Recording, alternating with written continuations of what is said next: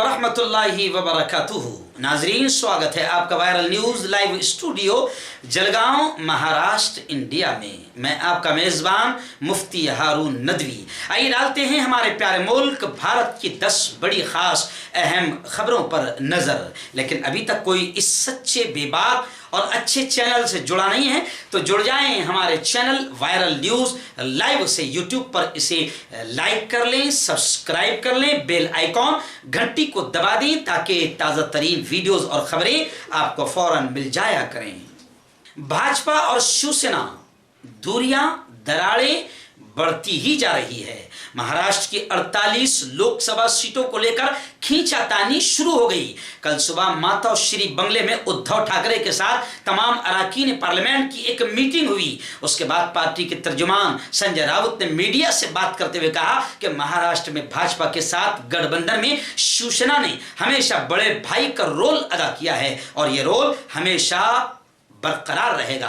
भाजपा का 50-50 वाला फार्मूला हमें कतई मंजूर नहीं। मीटिंग में मेंबरान पार्लियामेंट को हिदायत दी गई कि वो राफेल घोटाले, राफेल मामले पर हुकूमत को, भाजपा को घेरने में कोई कसर बाकी न रखे। उधर महाराष्ट्र के मुख्यमंत्री फडणवीस ने भी कह दिया कि बीजेपी लाचार और मजबूर नहीं है। जिन्हें हिंदुत्ववाद से लगाव है वो बीजेपी के साथ जरूर आएंगे। कर्नाटक के एक्स सीएम सिद्धरामैया का एक वीडियो सोशल मीडिया पर वायरल हो गया जिसमें वो खतरनाक तनकीदों और आलोचनाओं का निशाना बन रहे हैं। हर तरफ थू-थू हो रही है कि चीफ मिनिस्टर रहे। रमैया की ये हरकत नाकाबिल कबूल है, अच्छी नहीं है। वीडियो में दिखाया गया कि सिद्धरामैया एक खातून, एक महिला जो उनसे महिलाओं की तरक्की को लेकर सवाल कर रही थी, महिला विकास को लेकर उनसे बात कर रही थी कि वो अपने गुस्से को काबू में न रख सके।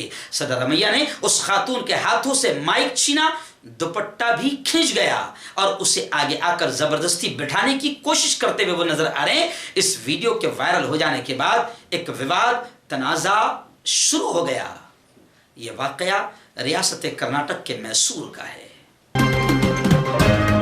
मुल्क की 1125 केंद्र विद्यालयों में सुबह के वक्त छात्रों को, बच्चों को पढ़ाई जाने वाली मखसूस मजहब की प्रार्थनाओं, दुआओं पर एतराज, ऑब्जेक्शन को लेकर सुप्रीम कोर्ट ने इस मामले को आईनी बेंच के जरिए समाप्त कराए जाने का आदेश दे दिया।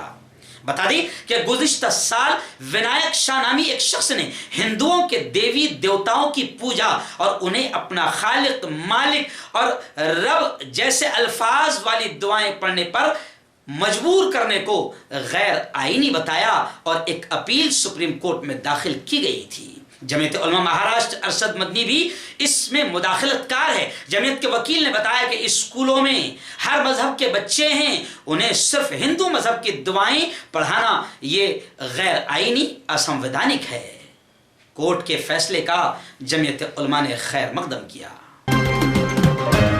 कर्नाटक में जेडीएस कांग्रेस इत्तेहादी हुकूमत पर खतरे की घंटी नजर आ रही है। वजीर आला कुमारस्वामी ने कहा कि कांग्रेसी मेंबरान असेंबली हद पार कर रहे हैं। कांग्रेस लीडरान अपने मेंबरान को संभाल कर रखें वरना नुकसान उन्हीं को उठाना होगा। मैं अपना वजीर आला का ओहदा छोड़ दूंगा, सीएम कुर्सी से इस्तीफा दे दूंगा, कुमारस्वामी ने धमकी दे दी और कहा कि कांग्रेस न संभाले तो खुद का नुकसान करेंगी।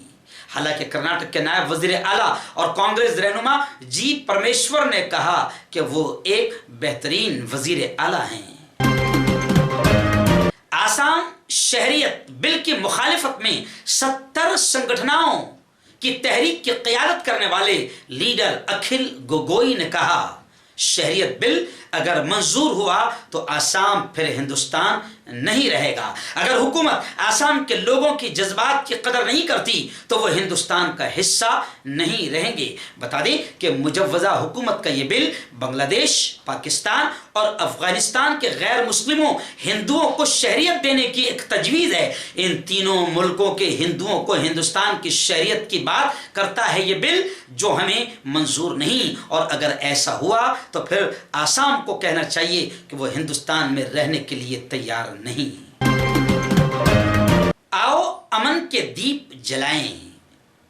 जमीयत उलमा फैजाबाद ने इस उन्वान पर जोरदार प्रोग्राम हर साल की तरह घंटा घर चौराहे पर लिया, जिसमें जमीयत उलमा के सदर मौलाना मतीनुल हक उसामा कासमी ने कहा कि आज अंग्रेजों के एजेंट मुल्क में नफरत पैदा कर रहे हैं, हिंदुओं और मुसलमानों को लड़ाने वाली अंग्रेजी पॉलिसी इख्तियार कर रहे हैं। और फैजाबाद में इस प्रोग्राम में मौलाना ने कहा कि कुंभ मेले के ताल्लुक से कहा कि यह रूहानी और मजहबी मेला है, इसको सियासी बाजीगरों और नफरत के सौदागरों से दूर रखा जाए और इस पर किसी तरह का तबसरा गलत अंदाज में न करें, ऐसी अपील मौलाना ने मुसलमानों से भी की और कहा कि सियासत वालों के साथ दिमाग से खेला जाता है, हाथ और पैरों से नहीं खेला जाता।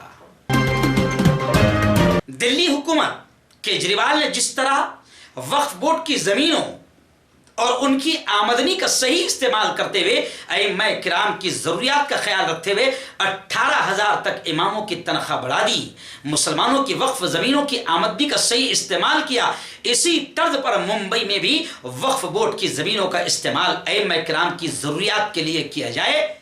इस बात को हजरत मुईन मियां ने और अलहाज सईद नूरी ने मुंबई की एक मीटिंग में कहा और सईद नूरी ने कहा कि तकरीबन 95,000 एकड़ जमीनों से मुसलमानों के माशी हालात को सुधारा जा सकता है। जामे मस्जिद फूल गली मुंबई में उलमाए अहले सुन्नत की एक मीटिंग में ये बातें कही गई जो सरकार तक भी पहुंचाई जाएगी।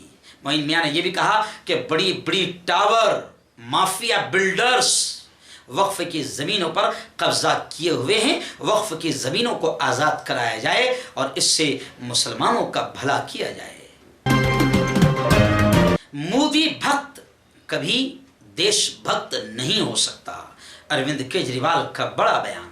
अरविंद केजरीवाल ने कहा कि आपको तय करना होगा कि आप देशभक्त हैं या मोदी भक्त है। केजरीवाल ने भाजपा को भाजपा ही के अंदाज में कड़ा जवाब दिया, क्योंकि 2014 में कुछ इसी तरह के जुमले भाजपाइयों ने कहा था कि सच्चा मुहिब्बे वतन वही है जो मोदी को अपना कायद मानता है, मोदी पर सवाल उठाने वाला मुल्क का गद्दार है। तो मोदी हुकूमत पर भी ये इल्जाम लगाया केजरीवाल ने कि इस हुकूमत ने स्कूल बनने से रोका, इसलिए अगर आप अपने बच्चों से प्यार करते हैं तो आम आदमी पार्टी आपको वोट दो, मोदी को देंगे तो ये फिर आपके बच्चों के लिए स्कूल बनने नहीं देंगे। पाटीदार आरक्षण आंदोलन के लीडर हार्दिक पटेल की अपनी बचपन की दोस्त कुंजल पारेख से शादी हो गई। दोनों की मंगनी पहले हो चुकी थी। मीडिया और जनता के दिमाग में था कि अब हार्दिक शांत हो जाएंगे, मगर उन्होंने मीडिया को यह बयान दिया कि पहले मैं अकेला था, अब तो हम दो हो गए हैं। मर्द और औरत दोनों बराबर होते हैं, अब हम दोनों मिलकर लोगों के हुकूक की लड़ाई जारी रखेंगे। और यह भी कहा कि मैं एक भोला भाला इंसान हूं और भोले शंकर का भक्त हूं।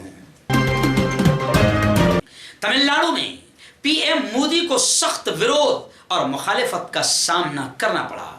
काले झंडे मोदी को दिखाए गए और जगह जगह एमडीएम कारकुनान ने विरोधी आंदोलन किए और सड़कों पर जगह जगह पूरे शहर मदुराई की गलियों में वेलकम मोदी के बजाय मोदी गो, मोदी गो, मोदी बैक, मोदी बैक, मोदी वापस जाओ, मोदी वापस जाओ के नारे सुनाई दिए। और ये विरोध सिर्फ सड़कों पर नहीं बल्कि सोशल मीडिया पर भी मोदी गो और मोदी बैक और मोदी जाओ के पोस्टर्स, डीपी, मोदी विरोधी कमेंट्स दिन भर व्हाट्सएप, फेसबुक, सोशल मीडिया पर गर्दिश करते रहे।